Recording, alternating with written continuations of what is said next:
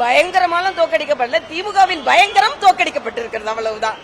அதனால தோல்விதான், அதை ஒத்துக்கொண்டுதான் ஆக வேண்டும். ஆனா பாரதிய ஜனதா கட்சியை பொறுத்த மட்டில் நாங்கள் மீண்டு எழுந்து 2029 மிக மிக அதிக உற்சாகத்தோட மரியாதைக்குரிய பாரத பிரதமரின் கரத்தை வலுப்படுத்துவதிலும், அதே மாதிரி 2031 எங்களுக்கான ஆட்சி. ஏன்னா இன்னைக்கே பாத்தீங்கன்னா சனாதன தர்மத்தை பற்றி உதயநிதி பேசுறார், தாவேகாவின் எம்எல்ஏக்கள் பேசுகிறார்கள், ஆனா முஸ்தபா பேசுறாரு, ஆதவர்ஜனன் பேசுறாரு.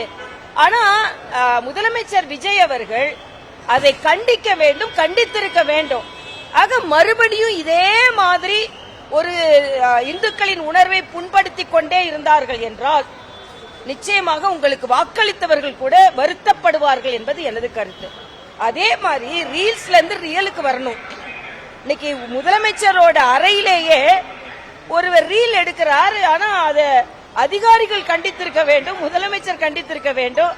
ஆக ஒரு தீவிரத்தன்மை செயலாற்றலில் இருக்க வேண்டும் என்பது எனது கருத்து. அதே மாதிரி நாங்க ஊழலுக்கு எதிராக வந்தோம். நாங்க இன்னைக்கு டெண்டர் 17 லட்சம் கட்டுமான பணி டெண்டர் 6 மணி நேரத்திற்குள்ளேயே ஆனந்த் அவர்களின் துறையில் நிறைவுபடுத்தப்பட்டிருக்கிறது என்பதெல்லாம் கவலை அளிக்கக்கூடியதாக இருக்கிறது. எல்லாவற்றிற்கும் மேலாக கிட்னி திருட்டு, அதை பற்றி இன்னைக்கு விசாரணை முடுக்கிவிடப்பட வேண்டும் என்றும் ஒரு தகவல் வந்திருக்கிறது. சென்ற ஆட்சியில் என்னென்ன தவறுகள் நடந்ததோ அந்த தவறுகள் நடக்காம இருக்கணும், ஆனா ரெட்டிப்பா நடக்க ஆரம்பிக்குதோன்னு பயமா இருக்குது. அது பாலியல் பலாத்காரம், கொள்ளைகள் இந்த ஒரு வாரத்துல அதிகரித்திருக்குது. சிங்கப்படை நாம வெறும் விகைவா நீங்க சிங்கப்படை அமைச்சீங்க, ஆனா அவங்க என்ன வேலை செய்யறாங்கன்னு தெரியல.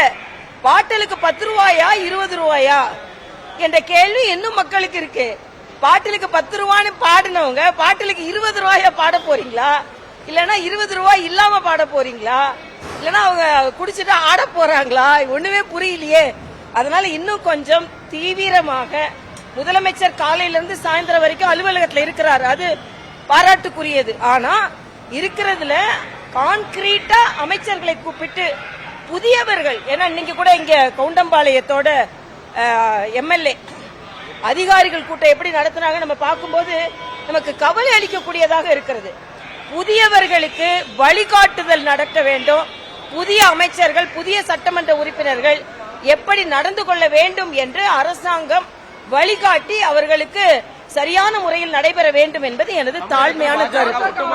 மக்களால் புறக்கணிக்கப்பட்டுள்ளது அப்படின்ற ஒரு ஒன்னும் புறக்கணிக்கலாம் படல.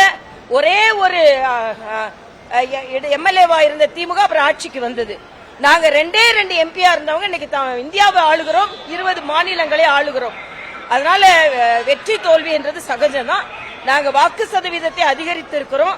நிச்சயமா நாங்க இந்த தோல்வி யாரும் எதிர்பார்க்காதது. மழை தூரும் நினைச்சோம், சுனாமியே வந்துருச்சு. அதுல இருந்து மீண்டு வருவதற்காக எல்லாருக்குமே அரசியலில் எங்களுக்கு தெம்பும் இருக்கிறது, எங்களுக்காக கொள்கை இருக்கிறது, எந்த பிரச்சனையும் இல்ல. நாங்க ரீல்ஸை மட்டும் நம்புறவங்க இல்ல, ரியல் வாழ்க்கையை நம்புறவங்க. தவிர்க்க முடியாத தம்ப்நெயில்ஸ், கலக்கலான கண்டென்ட்ஸ், சினிமாவும் சீரியஸ் பிரச்சனைகளும், பல வருடங்கள் இடைவெளிக்கு பிறகு இந்த படத்துல ஒரு கலகலப்பும் கைகலப்பும், போயிட்டே தான் இருக்காரே தவிர பிரேக்கே இல்லாமல் பிரேக்கிங் நியூஸ் சொல்லும் தந்தி டிவி ஆப். இன்ஸ்டா தலைமுறை வரை இறங்கி அடிக்கும் தந்தி டிவியின் டிஜிட்டல் எக்ஸ்க்ளூசிவ். அது தண்ணிக்குள்ள போகும்போது ஹேங் ஆயிடுச்சு. உங்களுக்கு விஜய் சார் எந்த அளவுக்கு ரொம்ப பிடிக்கும்? Of course, Malayalis are huge Vijay sir fans. ரெண்டு பேருமே ரொம்ப பிடிக்கும் எனக்கு. தந்தி டிவி ஆப்பை இலவசமா டவுன்லோட் செய்யுங்க,